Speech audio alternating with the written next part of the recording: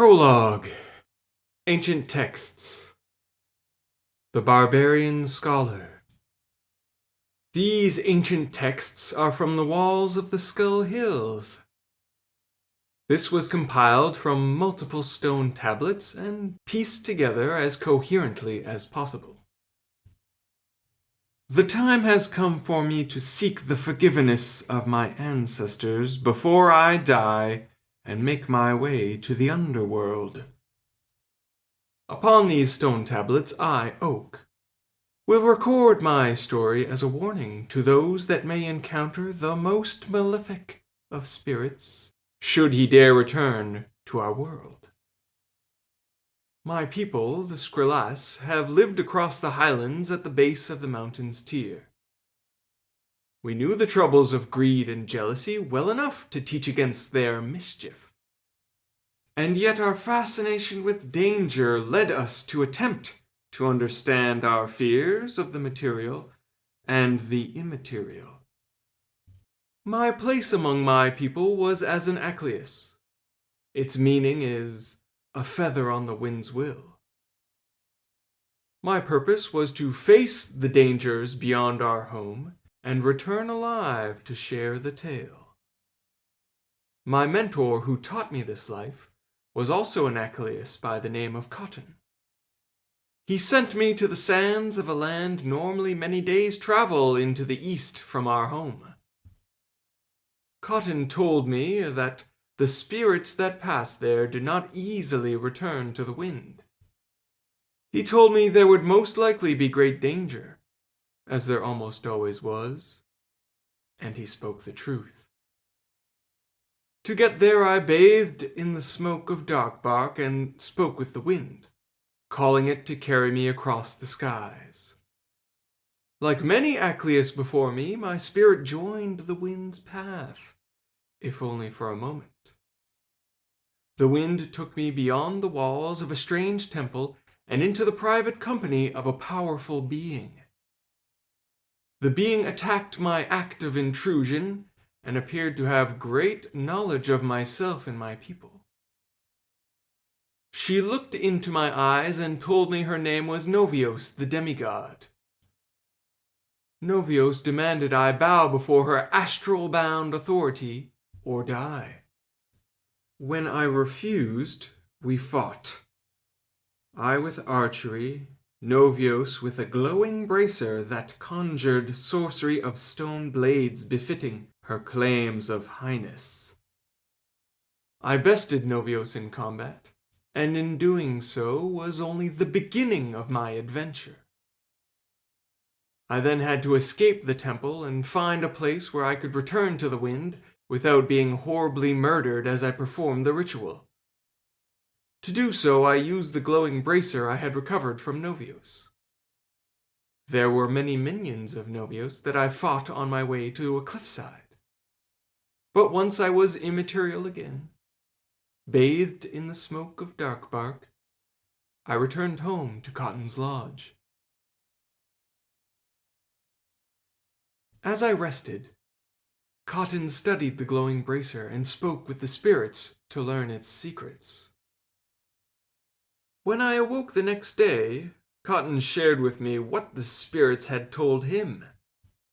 Novios was only one of 4 demigods that included other powerful beings by the names of Renus, Verscus, and Kyrios. They in turn followed the masterful hand of a monstrous entity and living god by the name of Amadorus. What troubled Cotton the most was the spirits had told him that Amadorus was immeasurably powerful, a sorcerer, and the source of the glowing bracer. We would not be able to prevent Amadorus from consuming our world unless we defeated the other demigods first, and captured their sorcery as well. Cotton confirmed my suspicion that the key to defeating Amadorus would be turning his own enchanted items against him. We were correct. As with Novios before them, Renus, Verscos, and Kyrios fell to my bow despite their use of the sorcery.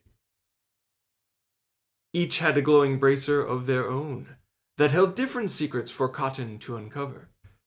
Then, when at last the moment had arrived to stop Amador's conquest, I bathed in the smoke of dark bark and flew to face the sorcerer, the god. However, when the winds took me to Amador's, I found myself in the fairy forest just next to my homeland. With an army at his side and stolen sorcery at mine, we battled thirsty for blood. I maintained the element of surprise long enough to isolate Amador's in a circular arena of fire. The duel between myself and Amadorus was filled with a rippling of terrifying voices. The sound's origin, to my recollection, came from within my own mind, and therefore, at the time, I fought, ignoring whatever message these voices offered. Ignoring the message may have been an error, for it shall be forever lost. The sorcerer Amadorus finally fell when I drew my hatchet in a scene of gore I don't care to describe. Afterwards, the flames died down, and Amadorus's army scattered. I returned on foot to Cotton's lodge, being that it was not far away. Cotton was waiting for me, and was able to confirm my suspicion that the sorcery had not fully vanished with the death of the sorcerer. There was something tamer left in the bracers, but we decided to bury them in the fairy forest until a day came when they may be needed again. Cotton told me the wind was pleased that an evil had been thwarted, and that our duty as Acleus had been served. I would not teach another Acleus, as Cotton had taught me. Instead, we would become stonen, that is of stone, and record not only all that we had learned, but also develop a theory on the long-term implications of our work. This is what I have now done, but I fear there is something more to the events written therein. Did we really stop anything from happening to our people? Or did we only delay the will of something unyielding and eternal? If the wind is stronger than I, then I know the evil will return. Dans la forêt des fées pousse un arbre avec de l'écorce ténébreuse. Si tu le mets au feu, ça va demander une respiration courageuse. Tu n'iras pas dans le monde des esprits, mais tu le traverseras. Prends ton arc avec toi et n'achète, sinon tu ne reviendras pas. Sur le vent, nous allons à l'étranger, pour verser et percer le danger. Grave ta souffrance dans la pierre éternelle, pour préserver tes exploits sentinelles. Nos temples regardent la mort dans sa face, sous des collines de crâne et le monde qui menace. Sur le vent comme avant, nous sommes rentrés, dur à vivre et expliquer. In the fairy forest grows a tree with dark bark. If you burn it, you'll need to breathe with courage. You won't go to the spirit world, but you will cross it. Take your bow with you, and a hatchet too, or you won't return.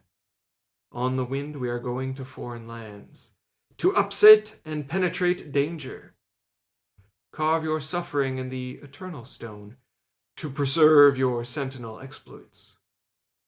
Our temples look death in the face, under the skull hills and the menacing world. On the wind, like before, we have returned, difficult to endure and to explain.